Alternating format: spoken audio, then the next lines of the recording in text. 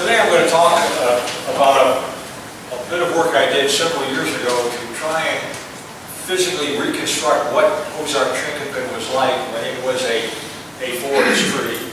And this work was done, I say we did it, Chris did all the work and I stood by and watched him do it.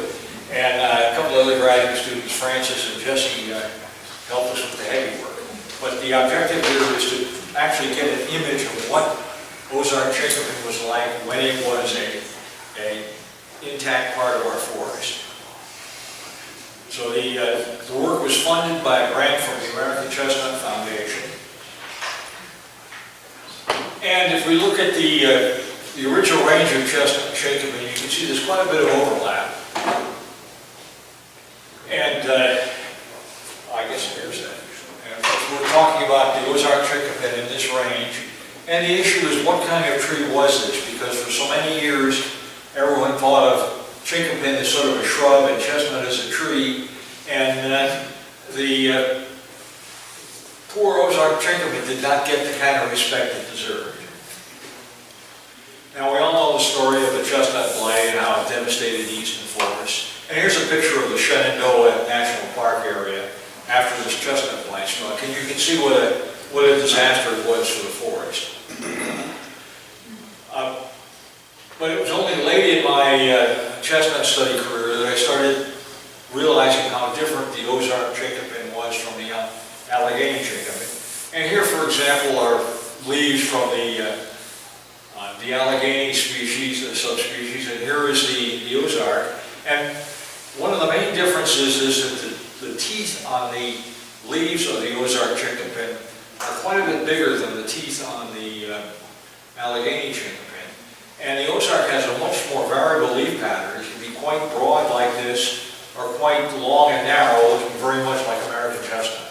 So there are some significant differences that you can recognize, and we've actually got a student at work right now trying to quantify those to help straighten out the taxonomy. But the generalization I was coming up with was that chestnut is a tree that's adapted to live in the understory of the forest for an extended period of time, and that's why it survives so well as a shrub. But it's kind of like the tadpole. It's the juvenile stage of a major forest tree, so that chestnut is a tree that exists as a shrub, but really has its life planned about being a tree. Whereas I thought of Chinquapin as a shrub that occasionally escapes under favorable conditions to bear a crop of seeds. So in this case, the tadpole is the life form, and the frog is simply the reproductive system.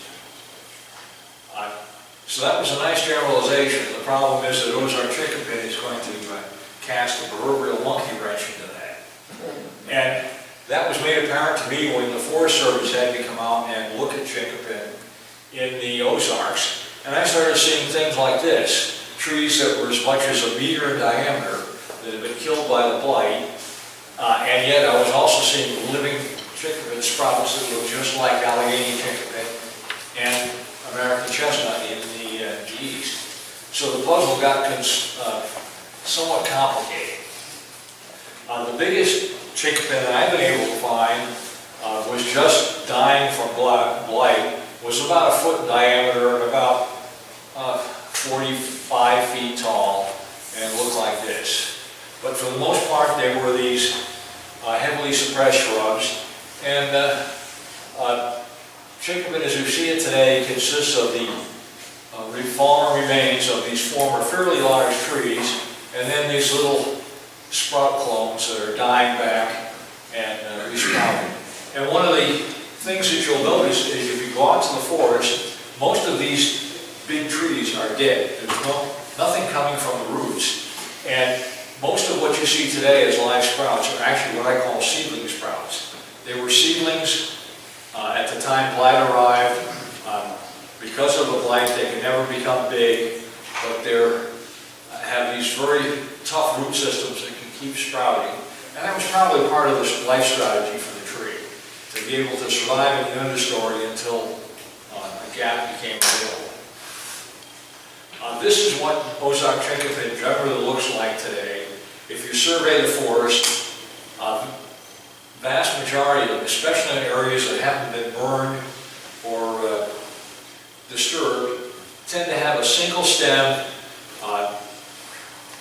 and show signs of extremely slow growth. You look at the year's growth, and it may only be a couple of inches, and they can survive in this form for an extended period of time. However, disturbance complicates the issues. For example, this is that single stem form that you can see.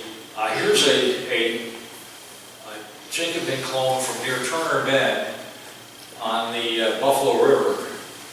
And you can see that originally it had this single stem form, was burned, resprouted. Those sprouts were burned again, and it's resprouting a second time. So it's only the disturbance that tends to produce these multi-stem forms, and given time, one of these will win out and you'll get something that looks like this, if the tree can escape blight for a while. And then you'll occasionally see sprouts that are less than a foot high, and unless you really look for them, you never even notice they're there, but there's an awful lot of them that are heavily suppressed and beaten back and can manage to survive. This was seen out at Hobbs, and you look at it and say, well, that's a fairly young seed crop, and you have to remember that it's been over 50 years since blight was here. There hasn't been much of a seed source, and this thing has probably been living like this for 50 years and getting by. So an amazing testimony of the toughness of these little sprouts. You can very rarely get to see a situation where you have an old blight-killed tree. In this case, it had two main trunks, and here's a living Chinquapin sprout coming from those roots. You can see other sprouts that have gotten blight and died, and this is the exception that sort of proves the rule.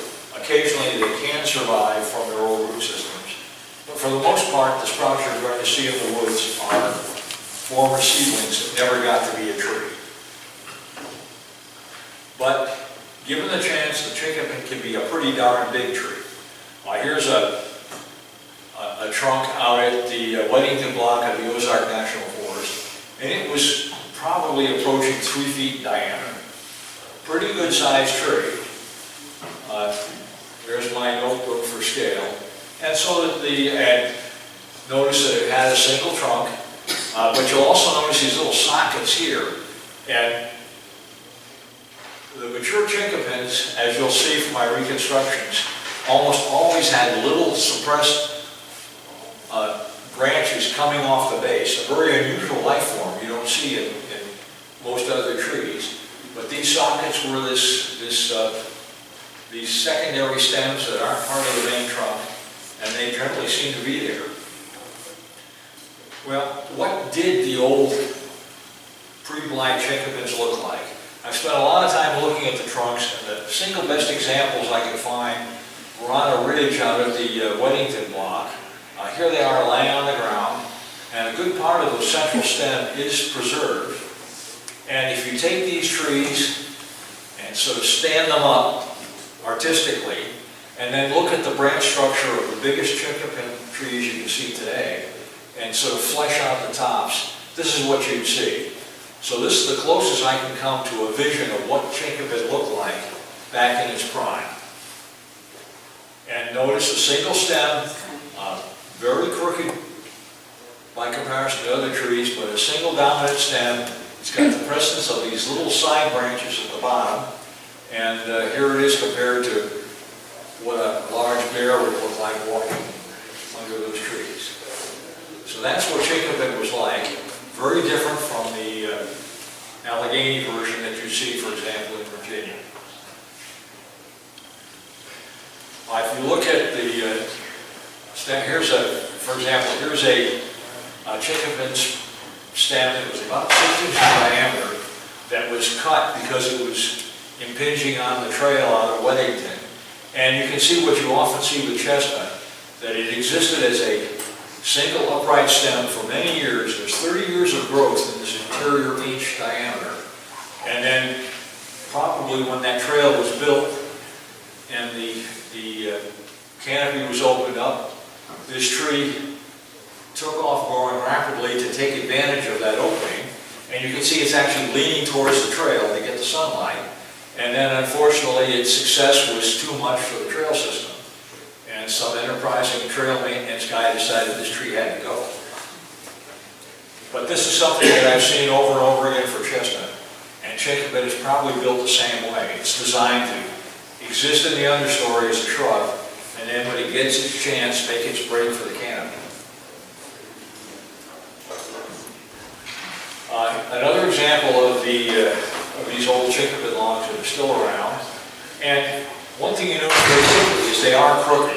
You saw in my reconstructions, the tree stems were crooked, and they often look like this.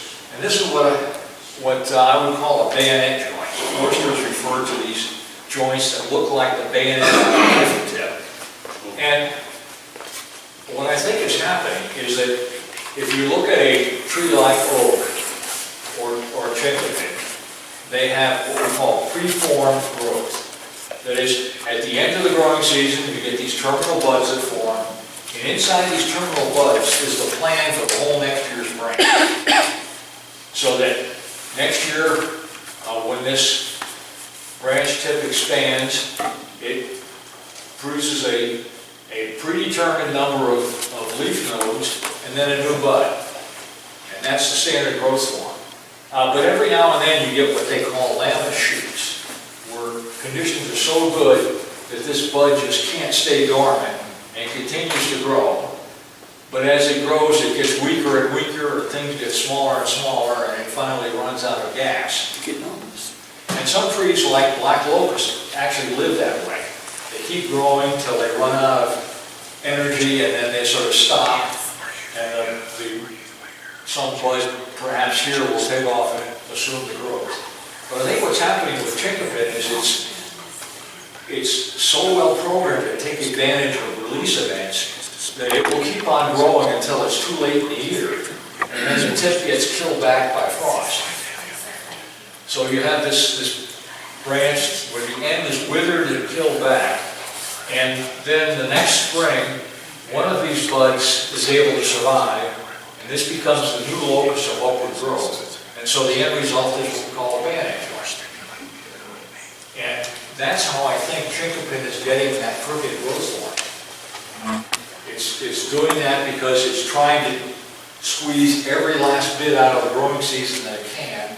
And we're in a part of the country that's very continental climate-wise. And so every now and then it gets caught going too far and develops joints like that. Okay, now, how do you tell when blight actually arrived here? Well, I'd done this earlier in New England. Here's an example from the Boston area. And the way you can see the arrival of blight is you look at the nearest oak tree that you find next to the remains of the blight-killed tree.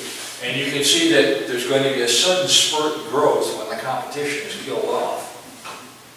So what I wanted to do was do the same thing for Ozark Chinquapin.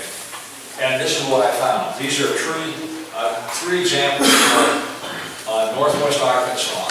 This one from the Buffalo River, this one from the Weddington Block, and this one from Hobbs. And you can see in each case, in 1957,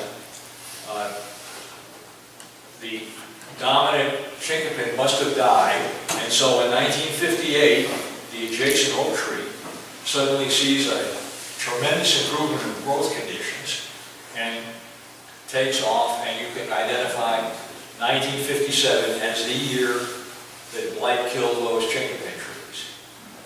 And it appears to have been quite a pandemic, because everywhere you look in Washington County, it's always 1957. The blight mowed them down all in the same year. Well, this is what blight looks like today. This is along one of the Pigeon Roost trails out at Hobbs. The original stem had been killed by blight and then cut down as a trail hazard, had resprouted. The sprout has now gotten blight, and you've got another generation of stems being released.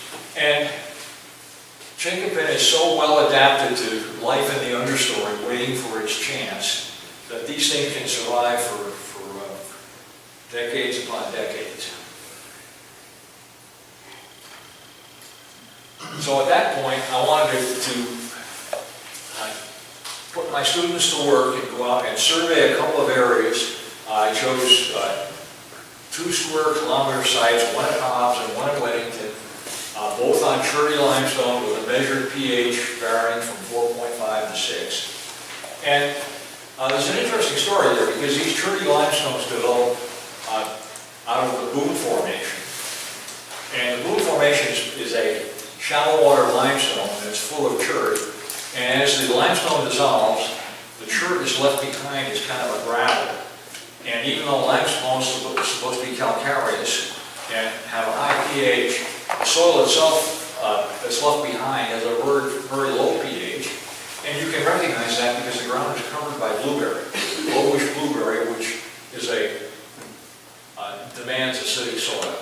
So in these 2 square kilometer sites, we documented about 108 old Chinquapins that were a foot or more in diameter and represent the pre-blight forest. And we estimated that we actually only identified about half of them. A lot of them get buried in leaf litter. There was a lot of ice storm damage. And so we figured there was maybe 200 trees on 2 square kilometers. It ends up being a density of about 1 log per hectare. And they weren't evenly distributed. They were concentrated in groves from several to as many as a couple of dozen groves at the top of slopes. Not on the top of the ridge, but on the point where the ridge begins to become steep.